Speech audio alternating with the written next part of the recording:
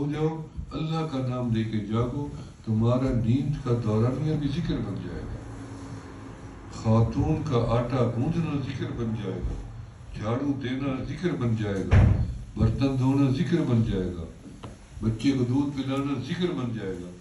ذکر اللہ نے اس معیار پہ بندے کو لانا تھا جو اللہ کا مقصود ہے کہ یا ایھا الذین آمنوا اذکروا اللہ، ذکر ہماری استطاعت نہیں تھی کہ ہم 24 گھنٹے میں 20 گھنٹے اللہ ادا کرتے۔ کیسے کرتے؟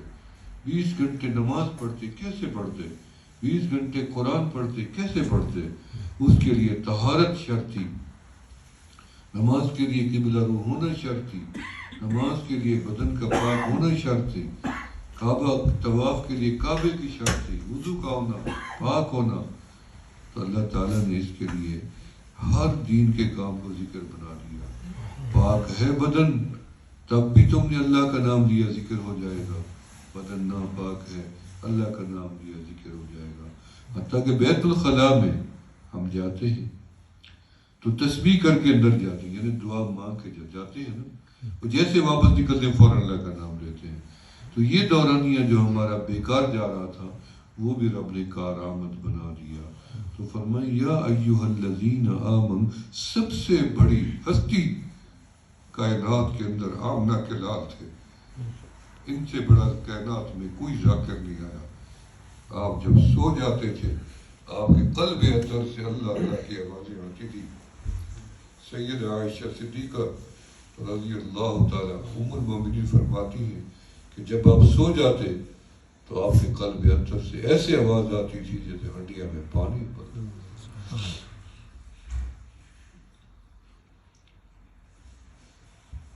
صحابی رسول نے پوچھا یا رسول اللہ صلی اللہ علیہ وسلم ای العباد افضل درجۃ فی یوم القیامہ، قیامت کے دن درجے کے لحاظ سے اللہ کے بندوں میں کس کا درجہ زیادہ ہوگا؟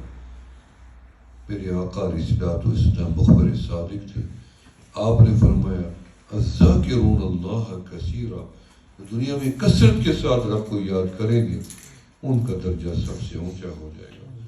صحابی رسول بوڑھے تھے، عرض کی کملی والا میں بوڑھا ضعیف بھی ہوں، غریب بھی ہوں، جن کے پاس دولت ہے وہ تو خرچ کر کے میرے سے آگے نکل جائیں گے رب کی راہ میں، جن کے بدن توانا ہے وہ میدان جنگ میں لڑیں گے، جہاد یا غازی یا شہید، وہ بھی آگے نکل جائیں گے۔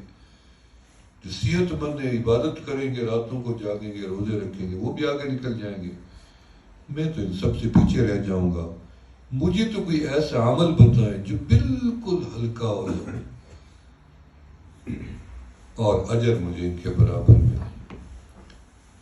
تو آپ نے فرمایا لا یزال لسانک رطبا من ذکر اللہ، تم ہر وقت اللہ کا ذکر کرو، تمہیں ثواب ایسا ملے گا کہ جو میدان جنگ میں لڑ رہی ہے، غازی بنے یا شہید ہو جائیں، ان سے زیادہ ثواب۔